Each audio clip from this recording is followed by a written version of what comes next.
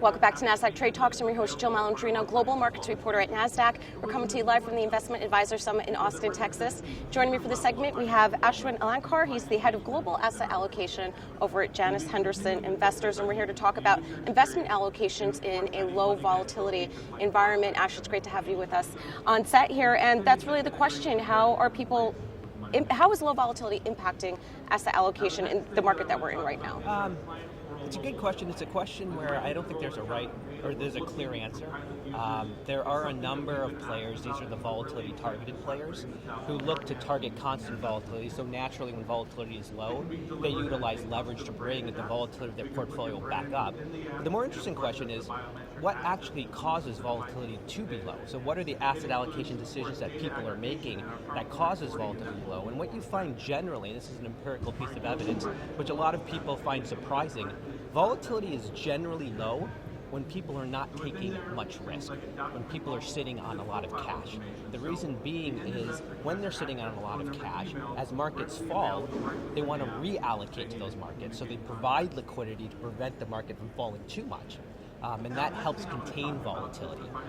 Another asset allocation decision that causes future volatility to be low, so i.e. implied volatility, is if interest rates are low. So people talk about normalization and how the market prices were abnormal given what the Fed has been doing since 2008, being super accommodative and stimulative. They have pushed interest rates low. So if interest rates are low, you can't get much carry or interest, obviously, from holding bonds. So what do investors do? They sell volatility to earn that carry. So it's more of a question of what asset allocation decisions people make that causes volatility to be low. I think it runs more in that direction versus volatility being low and then leading people to respond to that low volatility. And that was my next question to you. In such benign markets, do you think investors are taking on more risk? So ironically, they aren't. I mean, it's positive. You would think risk is low. People feel safer buying a lot of equity, but it's not the case. So what you find post 2008, I believe this is true across every single client type, but the one piece of evidence that I know is absolutely true is high net worth individuals. They're sitting on the most amount of cash ever in history since the data has been collected, despite perceived risk being low, so implied volatility being low, and realized volatility being low. So it's really ironic. It's when you're sitting on a lot of cash, you're not fully invested, that generally leads to a low volatility or a low risk environment, and people fail to participate in that upside. It's really interesting that you bring that up because you hear in the media a lot, market's up, it's a risk on environment, and then when the market's tanking, it's a risk off environment. So it sounds like there's a disconnect there based on the empirical evidence that you have presented. Yeah. We're in a 10, 11-year bull run. What's your outlook on the market here? I think we're actually sitting in this Goldilocks scenario. A lot of people are worried today, and I'm sure you've read a lot about it, and a lot of your guests have talked about the fear of this inverted yield curve. And I think people are confusing causality with correlation. So while it's absolutely true, every single recession post the world wars, the curve is inverted or gotten very close to inversion.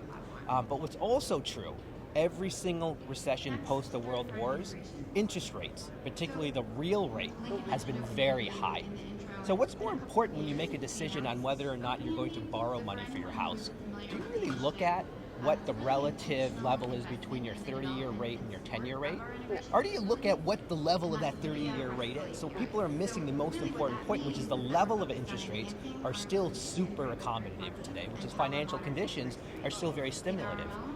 And in this type of environment, the probability of suffering some sort of sharp slowdown in real economic activity, which will lead to a recession, very, very, very low. Yeah, it's really interesting because we always say that future performance is not indicative of past performance, Exactly. And it seems to be that investors and even in the media are looking for a reason, and perhaps it just doesn't have to exist. Exactly. Like there's.